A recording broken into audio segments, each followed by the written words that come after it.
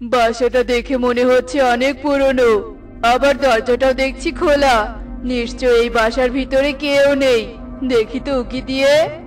হ্যাঁ হ্যাঁ, দেখো দেখো, এই ঘরটাতে আশ্রয় নিতে পারলেই চিন্তামুক্ত হই। অপরিচিত একটা বনে এসেছি, এই বনে আশ্রয়স্থল পাওয়াটা তো খুব জরুরি। চিন্তা করো না বউ, পেয়ে গেছি। এই ঘরের ভিতরে আসলে কেউ নেই। আমরা এই ঘরে আশ্রয় নিতে পারবো। চলো ভিতরে চলো। হা হা হা হা হা।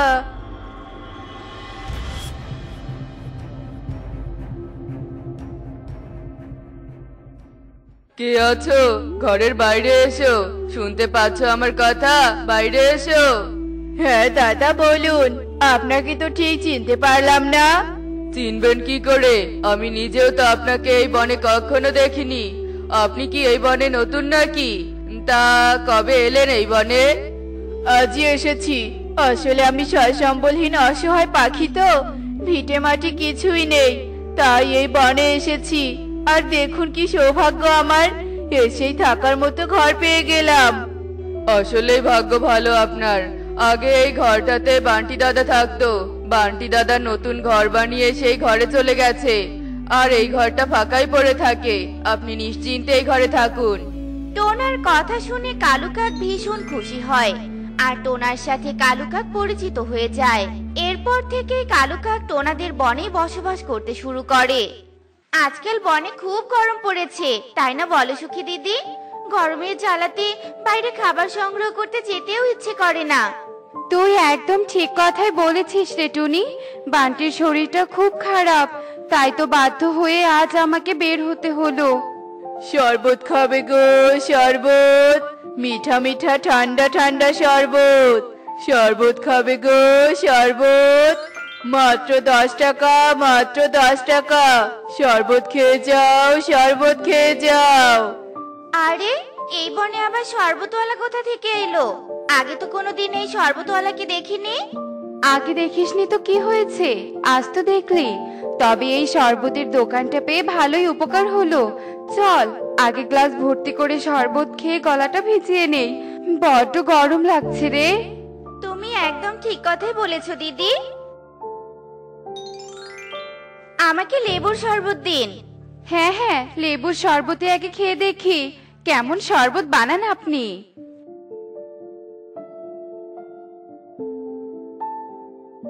আরে বাহ, এ তো শরবত নয়, এগুলো তো অমৃত। আমি আগে কখনো এত টেস্টি শরবত খাইনি। আপনার হাতে তো দেখছি জাদু আছে দাদা।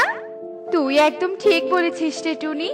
আর আপনার এই টেস্টি শরবতের কথা বনের সবাইকে বলবো। বাবা, আমার শরবতের দোকানের প্রমোশন তো হয়েই গেল। এই খুশিতে আমি আপনাদের আরো 2 গ্লাস শরবত খাওয়াবো। এরপর কালু আরো 2 গ্লাস শরবত বানিয়ে টুনি আর সুখী পায়রাকে খেতে দেয়, আর দুজনে খুশি মনে শরবত খেয়ে উড়াল দেয়। আর বনের সব পাখিদেরকে কালু কাকের শরবতের কথা খুলে বলে। টুনি ও সুখী পায়রার মুখে শরবতের প্রশংসা শুনে বনের পাখিরা কালু কাকের শরবতের দোকানে ভিড় করতে থাকে। তুমি যাই বলো না কেন, এই বনের পাখিরা কিন্তু খুব ভালো, একটা টাকাও বাকি রাখে না। শরবত খেয়ে সাথে সাথে টাকা দিয়ে দেয়। সে যা বলেছো, এ কারণেই তো আমার এত লোভ হচ্ছে। এভাবে তো একদিন আমি কোটিপতি হয়ে যাব। হা হা হা হা হা। তাই তো আমি বলছি, বাপের পদটা ছেড়ে দিয়ে এখন থেকে না হয় শরবত বিক্রি করে সংসার চালাবো। চুপ কর, একদম আমাকে জ্ঞান দিতে আসবি না। আমি তো শরবত খাইয়ে মাত্র বনের সকলের মন জয় করেছি। এবার তো হবে আসল খেলা শুরু। হা হা হা হা হা। না না না, আজ আমি আর তোমার কোনো কথাই শুনবো না। কতদিন থেকে বলছি তোমাকে আমি শরবত খেতে চাই। আমার সব বন্ধুরা ওই দোকানে শরবত খেয়েছে, আমিও ওই দোকানে শরবত খেতে চাই। আহা শালু, এখন এত বিরক্ত করিস না তো। আমি কাজে যাওয়ার জন্য বেরিয়েছি, আর অমনি তোর বায়না শুরু হলো, তাই না? মা, তুমি যতই বকা দাও না কেন, আমি আর তোমার কোনো কথাই শুনবো না। শরবত খেতে চাইলেই বলো কাজ আছে কাজ আছে। আমি আজই শরবত খেতে যাব, আর এক্ষুনি যাব। বুঝতে পেরেছি, আজ আর তুই কিছুতেই পিছু ছাড়বি না। আজ তবে তোকে শরবত খাওয়াতেই নিয়ে যাব, চল তো তবে। আসুন দিদি আসুন, আমার দোকানের স্পেশাল ফ্লেভারের সব শরবত পাওয়া যায়। বলুন আপনি কি ফ্লেভারের শরবত খাবেন? বাবু তুমি বলো কোন শরবতটা খেতে চাও, এখানে অনেক রকমের শরবত পাওয়া যায়। আমি তো ম্যাঙ্গো ফ্লেভারের শরবত চাই, আমার মাকেও একই ফ্লেভারের শরবত দিন। শালুর কথা মতোই কালু কাক 2 গ্লাস ম্যাঙ্গো ফ্লেভারের শরবত বানিয়ে দেয়। শালিকার শালু 2 মা মেয়ে মিলে শরবত খেয়ে বেশ প্রশংসা করে, কিন্তু বাসায় যেতে না যেতেই শালিকার শালু ঘুমিয়ে পড়ে।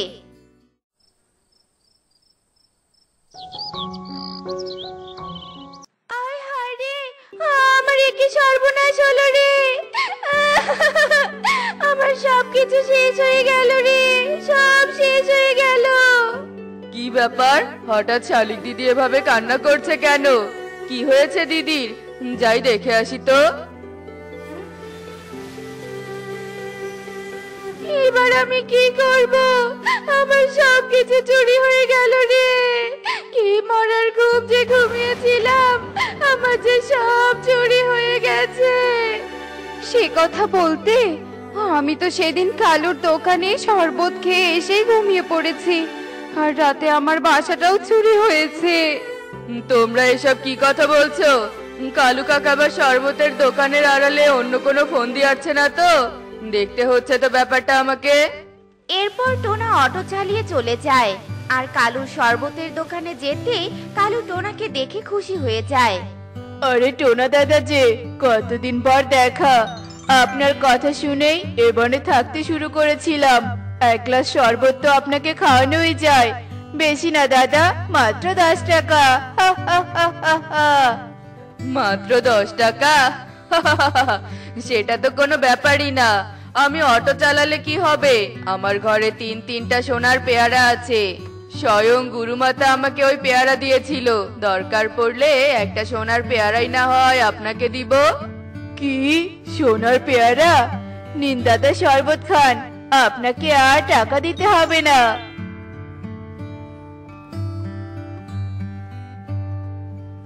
উফ, এটা কি শরবত?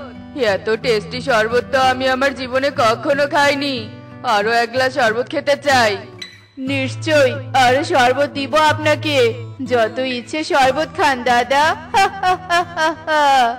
কালু আরো 1 গ্লাস শরবত বানিয়ে দেয়, আর টোনা শরবত খেয়ে বাড়ির দিকে যায়। রাত গভীর হতে না হতে টোনা গভীর ঘুমে আচ্ছন্ন হয়ে পড়ে।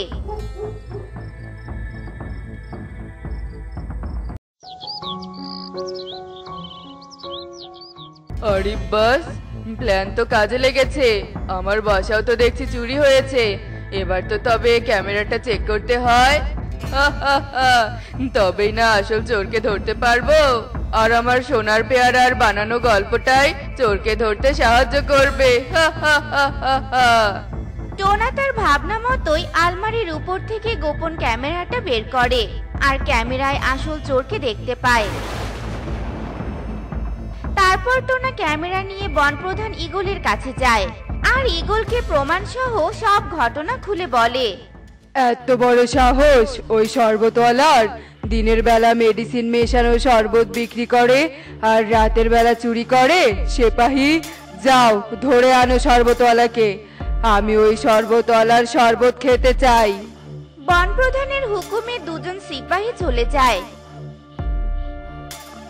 আর কালু কাককে শরবতের দোকান সহ নিয়ে আসে। কি ব্যাপার বনপ্রধান?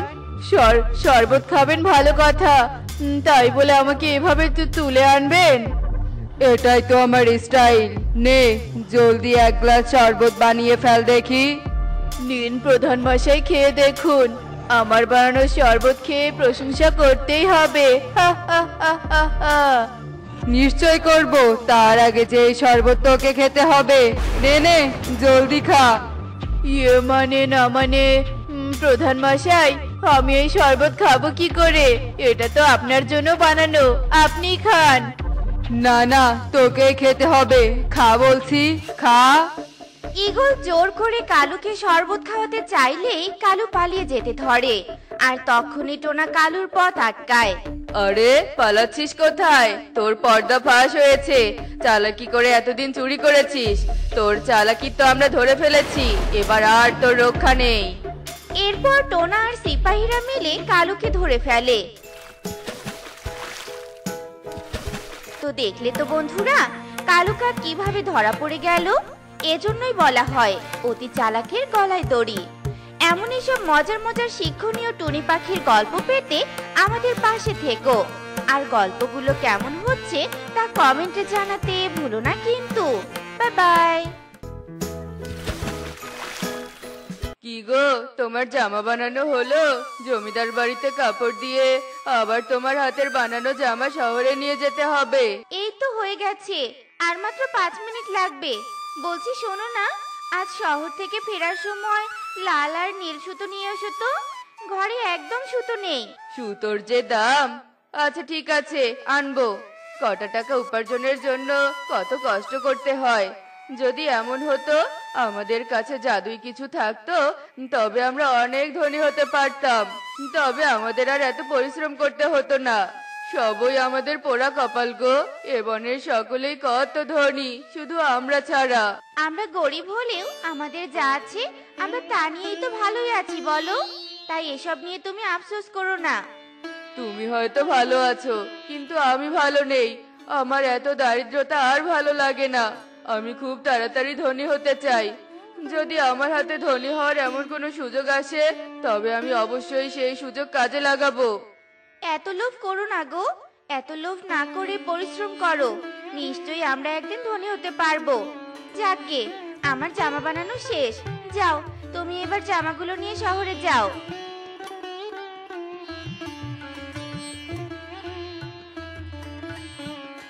আরে টোনা, তা তোর এই ভাঙা সাইকেল নিয়ে চললি কোথায়? এই দেখ, আমি নতুন বাইক কিনেছি। তুই তো আর কখনো বাইক কিনতে পারবি না, তাই তোকে সারা জীবন অন্যের বাইক দেখেই যেতে হবে। একদিন আমারও দিন আসবে, তখন আমি 2 চাকার বাইক নয় 4 চাকার গাড়ি চালাবই বলে দিলাম। গাছে কাঁঠাল, গোফে তেল। হা হা হা হা হা। তুই সেই আশাতেই দিন কাটা। চুরির হাতের জামা বিক্রি করে যা আয় করিস, তা দিয়ে তো তোর সংসারই চলে না। 4 চাকা কিনবি কি করে? হা হা হা হা হা। সামন থেকে যা তো, যখন কিনবো তখন দেখতেই পারবি। এই বলে টোনা তার সাইকেল নিয়ে চলে যায়। ঢং দেখলে বাঁচি না, গরিবের আবার লাখ টাকার স্বপ্ন। এদিকে টোনা টুনির হাতের জামা শহরের বাজারে বিক্রি করতে শুরু করে। আসুন আসুন, নিয়ে যান নিয়ে যান, আধুনিক ডিজাইনের সুন্দর সুন্দর জামা। আসুন আসুন আসুন, টুনির হাতে বানানো স্পেশাল জামা না নিলে মিস করবেন। আসুন আসুন। টোনার অনেক হাত ডাকের পরেও ক্রেতারা তেমন জামা কিনতে আসছিল না। পরে টোনা বাধ্য হয়েই কম দামে জামাগুলো বিক্রি করে দেয়। ফলে কম দামে সকলেই টোনার থেকে জামা কিনে নেয়। টোনা যা টাকা আয় করছিল তা দিয়ে কেবলমাত্র তাদের মজুরির টাকাটাই উঠছিল। আজ ফিরতে ফিরতে অনেকটা রাত হয়ে গেল, তাড়াতাড়ি বাড়ি ফিরতে হবে। আরে আরে, এটা তো একটা দৈত্য। কি ভয়ঙ্কর দেখতে। আরে, দৈত্যের মাথায় তো দেখছি একগুচ্ছ চুলও আছে। এটাকে তো অনেকে টিকিও বলে। দিদিমার কাছে শুনেছিলাম, যদি দৈত্যের টিকি হাতে চলে আসে তাহলে ও আমাদের দাস হয়ে যায়, আর আমরা যা খুশি নিজেদের ইচ্ছে পূরণ করতে পারি। কোনোভাবে যদি ওই দৈত্যের টিকিটা আমার হাতে চলে আসে, তাহলে আমার সব স্বপ্ন রাতারাতি পূরণ হয়ে যাবে। কিন্তু কি যে করি, পেয়েছি বুদ্ধি। আরে দৈত্য ভাই, আমি তো এতদিন তোমার মতোই সুদর্শন একজনকে খুঁজছিলাম, যার মাথায় এমন একগুচ্ছ চুল থাকবে। কে রে তুই? খাওয়ার সময় এমন বিরক্ত করছিস? আমি টোনা, তোমাকে দেখে আমার খুব ভালো লেগেছে। আসলে আমার এক পরিবন্ধু আছে, সে বিয়ের জন্য পাত্র খুঁজছে। সে বলেছে যার মাথায় একগুচ্ছ চুল রয়েছে সে তাকেই বিয়ে করবে। তাই তো আমি আমার পরিবন্ধুর জন্য পাত্র খুঁজছি। পরি, আমার তো অনেক দিনের শখ এক পরীকে বিবাহ করব। কি তুমি কি আমার পরিবন্ধুকে বিবাহ করবে? হ্যাঁ হ্যাঁ, আমি রাজি। কোথায় তোমার পরিবন্ধু? আমার বাড়িতেই রয়েছে, কিন্তু তার আগে তোমার টিকিটা ভালো করে দেখতে হবে, এটা আসল না নকল। এটা একদম আসল, নিজেই দেখে নাও। দৈত্য কথা বলে মাথা নিচু করতেই টোনা কাঁচি দিয়ে দৈত্যের টিকিটা কেটে হাতে নেয়। এ তুই কি করলি? ছলনা করে আমার টিকি কেটে নিলি। যেহেতু টিকি তোর হাতে, তাই এখন আমি তোর দাস। এখন আমি যা বলবো তুই তাই করবি। আমি চাই তুই আমার ছোট্ট কুঠিটা রাজপ্রাসাদ বানিয়ে দে। তবে তাই হবে মালিক। এরপর দৈত্য তার জাদু বলে টোনার ছোট্ট কুঠির রাজপ্রাসাদে পরিণত করে দেয়। তোর বাড়ি প্রাসাদে পরিণত হয়েছে। এবার এই সাইকেলটা একটা গাড়িতে পরিণত করে দে, আমাদের এক্ষুনি বাড়ি ফিরতে হবে।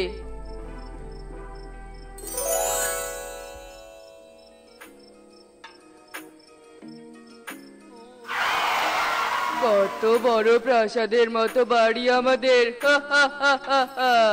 টোনা, আমি ঘুম থেকে উঠে দেখি আমাদের কুড়ে ঘরটা প্রাসাদ হয়ে গেছে। এসব কি করে হলো টোনা? এ কি? এটা তো একটা দৈত্য। আর এটা কার বাড়ি? এরপর টোনা টুনিকে সমস্ত ঘটনা খুলে বলে। সব শুনে টুনি বলে, কাজটা তুমি ঠিক করনি টোনা। এভাবে ছলনা করে বিনা পরিশ্রমে কোনো কিছু পেলে তা চিরস্থায়ী হয় না, বুঝলে? এই তুমি চুপ করো তো। এখন আমরা এ বনের সব থেকে ধনী পাখি। এখন আমরা শুধু খাবো দাবো আর ঘুরে বেড়াবো।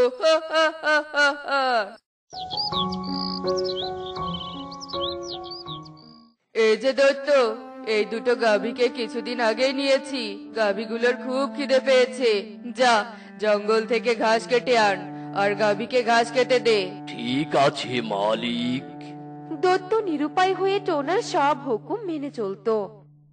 এ কি টুনি, তুমি এ বনের সব থেকে ধনী পাখির বউ, আর তুমি কিনা জামা সেলাই করছো? দেখো টোনা, এভাবে অলস হয়ে বসে থাকলে তো আমি আমার কাজ ভুলে যাব।